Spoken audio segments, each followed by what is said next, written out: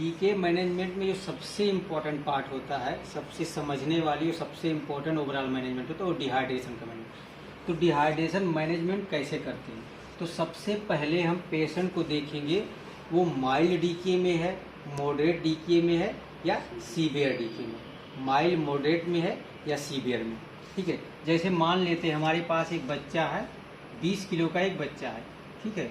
मान लेते हैं कोई 7 ईयर का बच्चा है, ठीक है, या 8 ईयर का बच्चा है, डीके में आया, उसका वेट 20 kg है, ठीक है।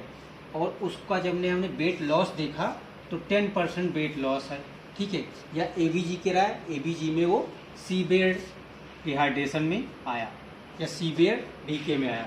तो होता क्या है, माइल्ड टू मॉडरेट डीके में 30 to 50 ml पर केजी से फ्लूइड देते हैं, ठीक है, जो फ्लूइड डेफिसिट होगा। और सीवियर में उसको 50 to 100 ml पर केजी। तो ये बड़ा वाला पार्ट ले लेते हैं, इसमें 50 लेते हैं, इसमें high mild to moderate decay में 30 to 50 ml पर केजी से देते हैं, 30 to 50 ml, इसमें 50 वाला ले लेते हैं। और सीवियर डीके में 50 to 100 ml पर केजी से देते हैं, तो 100 वाला ले लेते हैं।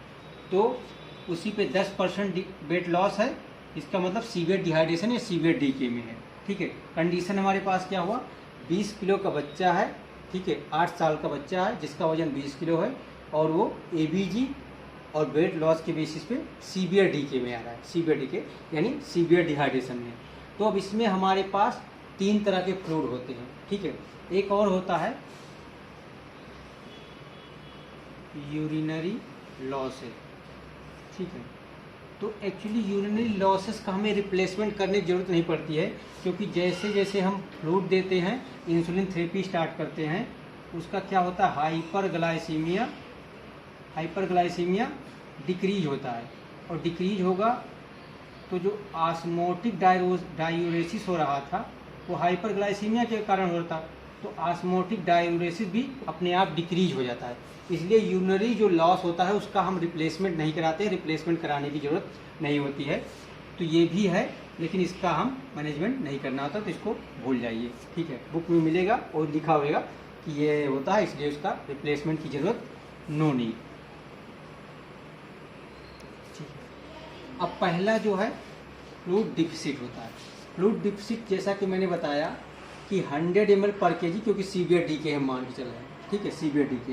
तो सीवियर डीके में 100 ml पर केजी है, तो 100 ये हो गया, और कितने किलो का है, 20 किलो का है, तो 20 गुणे 100 यानी 200 ml, और 2000 ml इसका फ्लूइड डेफिसिट हो गया।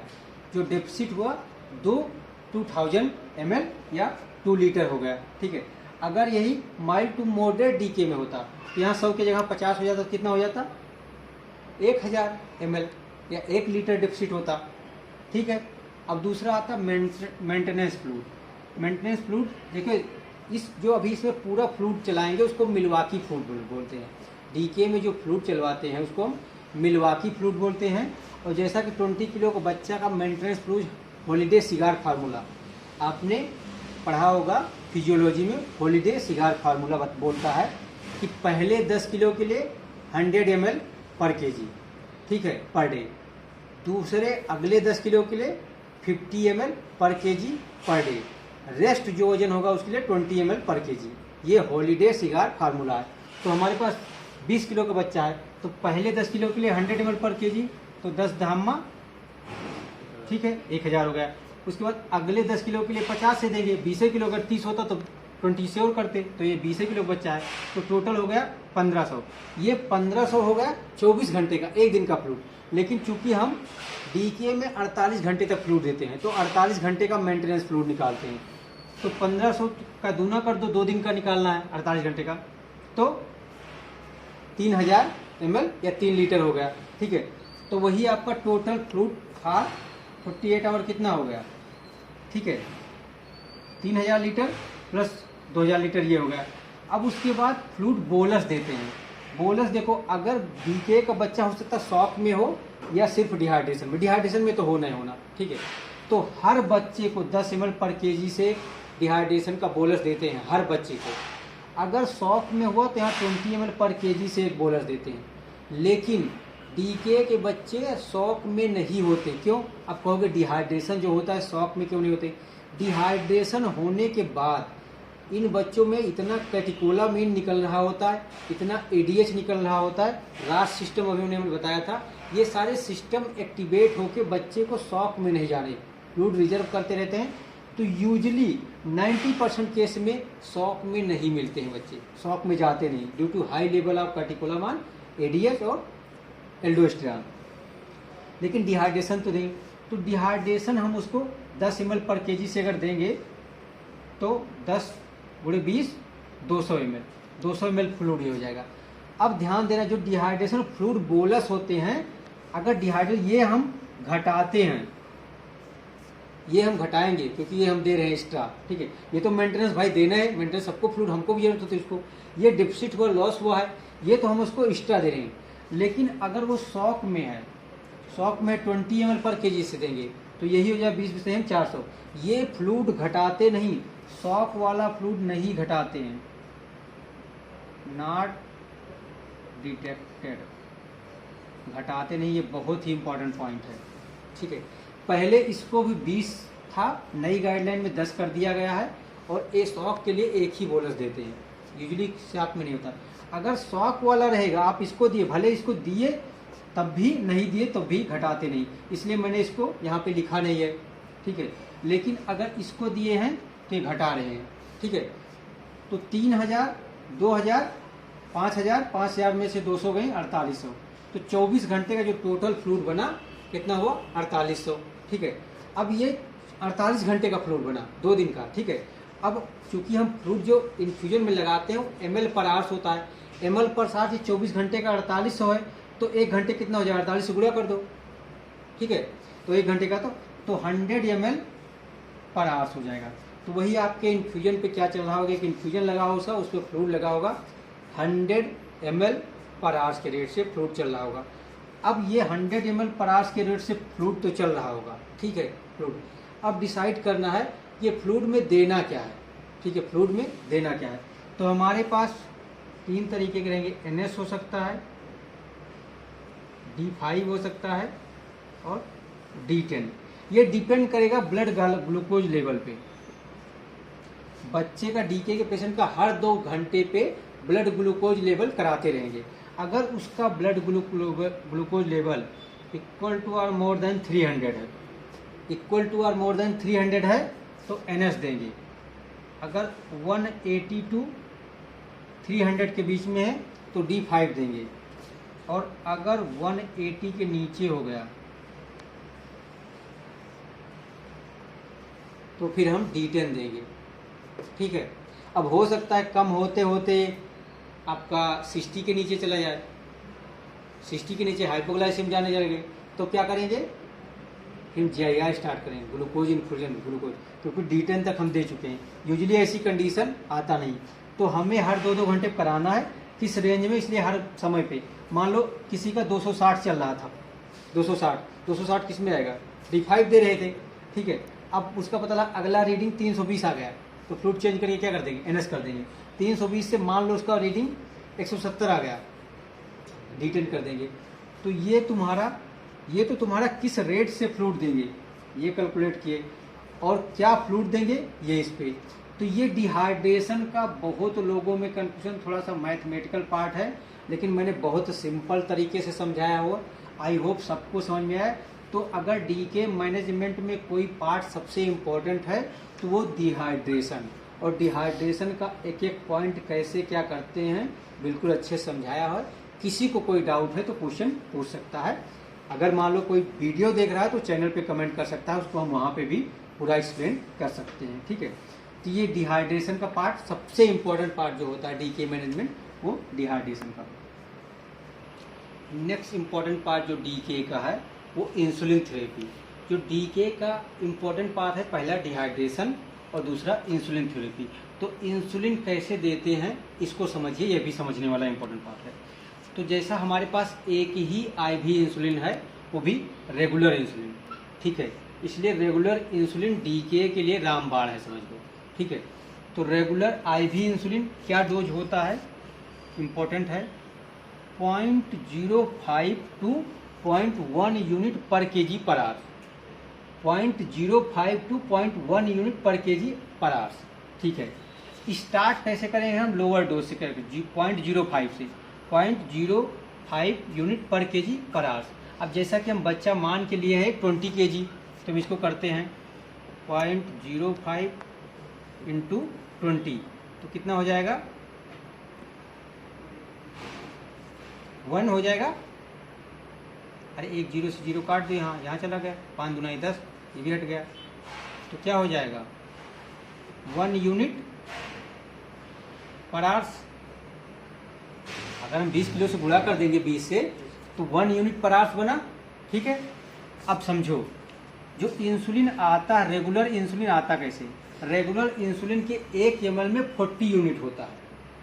रेगुलर इंसुलिन जो आता है 1 ml, जो 1 ml उसका लोगे तो 40 यूनिट के बराबर होता है। तो हम इस कैलकुलेशन को आसान बनाने के लिए क्या करते हैं, 1 ml इंसुलिन लेंगे और उसमें 39 ml NS मिला लेंगे। ठीक है, टोटल कितना बन गया 40 ml बन गया। ठीक है, कितना बन गया 40 ml। और मैंने बताया था इंसुलिन का तो 1 ml ले रहे हो, तो इसमें कितनी यूनिट इंसुलिन हुआ 40, 1 ml में 40 यूनिट है। ठीक है, और उसमें हम 39 ml NS बना के अब हम वॉल्यूम भी 40 ml बना लिए और 40 यूनिट। तो दूसरे भाषा में कहें अब क्या हो गया 1 ml 1 यूनिट पर ml बन गया।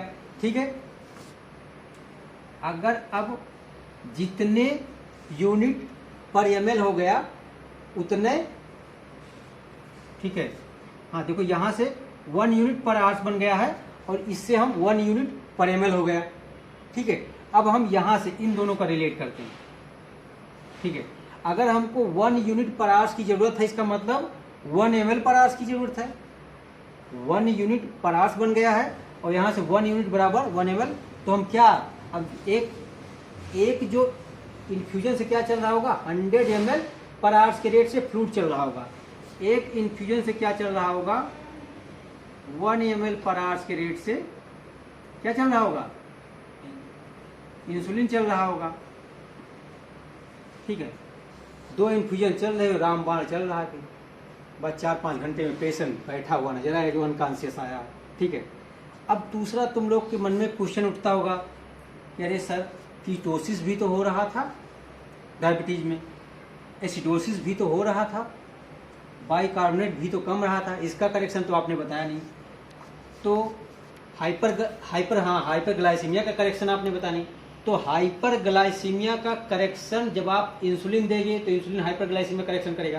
दूसरा जो सबसे ज़्यादा हाइपरग्लाइसीमिया करेक्शन वो डिहाइड्रेशन के कारण हाइपरग्लाइसीमिया हुआ था। तो अब हाइड्रेशन करेक्ट करेंगे तो हाइपरग्लाइसीमिया अपने आप करेक्ट होने लगता है। और जब आप इंसुलिन देंगे तो क्यों हो रहा था, क्योंकि इंसुलिन लैक ऑफ इंसुलिन हो रहा था, जिसके कारण ही कीटोसिस तो एसिडोसिस हो रहा था। जब आप इंसुलिन देंगे तो कीटोसिस एसिडोसिस अपने आप करेक्ट हो जाता है। तो ये बहुत इंपॉर्टेंट हुआ है कि despite of acidosis and ketosis in DK there is no need of soda bicarb correction, there is no need of acidosis correction, there is only dehydration and insulin correction, and both these itself improve ketosis, acidosis and hyperglycemia।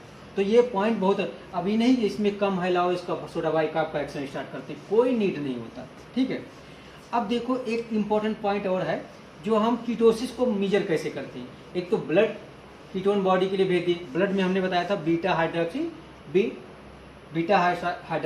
Butyrate होता है, beta hydroxy butyrate होता है। Urine में मैंने बताया था एसिटो acetate होता है। तो यूरिन का बेडसाइड बढ़िया कर सकते हो, डिप स्टिक लियो, यूरिन लिए उसका डिप करिए, उसमें आ गया। ठीक है, बीटा हाइड्रोक्सी ब्यूटारेट के लिए आपको सैंपल भेजना पड़ता है, वहाँ से आएगा। ठीक है, इसके लिए भी हालांकि डिप आता है, तो बेडसाइड भी कर सकते हो इसको। ठीक है, इसको भी कर सकते हो, लेकिन हम लोग जो कराते हैं वो भेजना पड़ता है सैंपल। खास बात है जो यूरिन में एसिटो एसीटेट आता है वो एसिडोसिस या कीटोसिस करेक्शन होने के बाद बॉडी में करेक्ट हो चुका है, फिर भी यूरिन में एसिडो एसीटेट आता रहता है। ठीक है। इसलिए आपसे पूछा जाएगा कि क्या एस्टोएसीटेट से कीटोसिस का मॉनिटरिंग करना चाहिए, तो आंसर होगा नहीं, क्योंकि करेक्शन हो चुका होगा तब भी एस्टोएसीटेट यूरिन में आता रहता है, तो आपको फॉल्स रिजल्ट दे रहा होगा। इसलिए आपको हमेशा ब्लड का बीटा हाइड्रोक्सी ब्यूटारेट अगर बॉडी में नहीं है तो ब्लड में नहीं होगा, अगर करेक्ट हो चुका होगा तो इसमें भी करेक्शन हो जाएगा, ठीक है। तो ये जो छोटा सा कैलकुलेशन है ये इम्पोर्टेंट है। डिहाइड्रेशन वाला अगर बेसिकली देखा जाए तो डीके मैनेजमेंट में यही दो कैलकुलेशन चार्ट है, यही रामबाण है। मिल्वाकी फ्लूइड कैसे देते हैं, कैसे कैलकुलेट करते हैं, और इंसुलिन थेरेपी कैसे देते हैं, कैसे कैलकुलेट करते हैं। नेक्स्ट जो इम्पोर्टेंट ट्रीटमेंट का तीसरा पार्ट होता है पोटेशियम रिप्लेसमेंट। जैसा कि हमने बताया इंट्रासेलुलर और एक्स्ट्रासेलुलर दोनों हाइपोकैलेमिया होता है। वैसे भी किसी फ्लूइड में हम, कोई बच्चा आईवी फ्लूइड पे होता है तो हम पोटेशियम डालते हैं, तो पोटेशियम को 1 ml पर 100 ml फ्लूइड में डालते हैं। अगर 100 ml फ्लूइड जा रहा है N/2D5 जो भी फ्लूइड जा रहा है उसमें 1 ml पोटेशियम ये नॉर्मल डोज होता है। लेकिन चूंकि डीके में इंसुलिन भी देते हैं, इंसुलिन भी पोटेशियम को शिफ्ट करता है, ठीक है। डीके में हाइपोकैलेमिया वैसे होता है, तो यहाँ पे थोड़ा हाई डोज होता है। तो जो डोज होता है 40 मिली इक्विवेलेंट पर लीटर होता है, 40 मिली पर लीटर। 1 लीटर में 1000 ml होता है, तो अगर यहाँ पे हम इसको 1000 ml कर देंगे तो 0 कट जाएगा, तो वही मैंने लिखा 4 मिली इक्विवेलेंट पर 100 ml, ठीक है। और 1 ml में 2 मिली इक्विवेलेंट पर लीटर होता है, 1 ml में 2 मिली इक्विवेलेंट होता है, ठीक है। तो जहाँ पे 4 होगा, अगर 1 ml में 2 मिली इक्विवेलेंट तो 2 ml में 4 हो जाएगा ना, ठीक है। तो वही मैंने लिख दिया 2 ml पर 100 ml। तो 100 ml जहाँ नॉर्मल पेशेंट के फ्लूइड में 100 ml में 1 ml पोटेशियम डालते थे, यहाँ 2 ml डालना पड़ा है, दोना डालना पड़ा। मैंने एक चीज़ बहुत जगह सब जगह ऐसे लिखा होगा, मैंने एक कैलकुलेशन मिली इक्विवेलेंट ml में कैलकुलेशन करके बुक में ऐसे मेंशन मिलेगा नहीं। ये 10 जगह से इलेक्ट्रोलाइट वहाँ से उठा के ये सिंप्लीफाइड किया। इसीलिए जो कहते हैं ना कि तुम लोग कंटेंट देखो, कंटेंट ये चीज़ें इस तरह से समझ नहीं पाता है, पढ़ोगे बार बार समझ में नहीं आता है, तो इस चीज़ को इम्पोर्टेंट तो समझो, ठीक है। 1 ml बराबर 2 मिली इक्विवेलेंट। अब देखो देना कैसे है, इसको हम पोटेशियम को दो स्रोत हैं, एक पोटेशियम क्लोराइड, एक पोटेशियम फास्फेट। एक्चुअली हमारे यहाँ पोटेशियम फास्फेट आता नहीं है, ठीक है, मेडिकल कॉलेज में अंदर, तो हम लोग तो KCl के रूप में ही देते हैं 2 ml पर 100 ml। लेकिन 50% इसका जो आइडियली 50% KCl से देना चाहिए और 50% पोटेशियम फास्फेट। क्यों? अभी आपने पैथोफिजियोलॉजी में देखना हो हाइपोफास्फेटेमिया भी था, तो जब आप यहाँ से K3PO4 यानी पोटेशियम फास्फेट के रूप में 50% देंगे तो आपका हाइपोफास्फेटेमिया भी करेक्ट हो जाएगा, ठीक है। इसलिए 50% पोटेशियम इस रूप में, 50% पोटेशियम KCl के रूप में देते हैं। तो अगर 50% उससे उसमें देंगे तो 1 ml पर 100 ml KCl दे देंगे, 1 ml पर 100 ml पोटेशियम फास्फेट भी दे देंगे, ठीक है। लेकिन चूंकि ये हमारे पास अवेलेबल नहीं रहता तो हम यही देते हैं आइडियली। इसका 2 एडवांटेज है, एक तो तुम्हारा पोटेशियम का भी करेक्शन हो जाएगा, ठीक है, और आपका KCl भी ज़्यादा नहीं देना पड़ेगा, ठीक है। तो आई होप ये डीके का मैनेजमेंट हुआ। अब ये डीके का मैनेजमेंट, अब तक पेशेंट क्या होगा हमने बताया था, अगर जहाँ आपने ध्यान दिया होगा कि जो इंसुलिन थेरेपी देते हैं वहाँ पे कब तक देना है, जब तक कि उसका एसिडोसिस करेक्शन ना हो जाए। एसिडोसिस करेक्शन आप कैसे जानेंगे, अगर उसका बाइकार्बोनेट लेवल, ठीक है, 15 से ज़्यादा और pH 7.3 से ज़्यादा होगा। बाइकार्बोनेट 15 से ज़्यादा और उसका pH 7.3 से ज़्यादा हो गया, ठीक है, तो आपका करेक्शन हो गया। और ये 2 ABG 12-12 घंटे पे आपने रिपीट कराया, 2 ABG में ऐसा मिला तो आपको, ठीक है, ये मानना है कि डीके करेक्ट हो गया। अब तब तक पेशेंट कॉन्शियस हो चुका होगा। अब हम उसका मैनेजमेंट का जो ओरल मैनेजमेंट रहेगा, तो हमको डाइटरी चार्ट बनाएंगे, डाइट कैसे देना है, सुबह दोपहर शाम डाइटरी चार्ट रहेगा। और हम अब जो IV इंसुलिन दे रहे थे वो हम सबक्यूटेनियस इंसुलिन पे आए। तो हमारे लिए जो दूसरा इंपॉर्टेंट पार्ट हुआ transition of IV insulin to subcutaneous insulin और transition of IV fluid to oral food. ये 2 इंपॉर्टेंट पार्ट हम कल डिस्कस करेंगे। आई होप आपको डीके में मजा आ रहा है।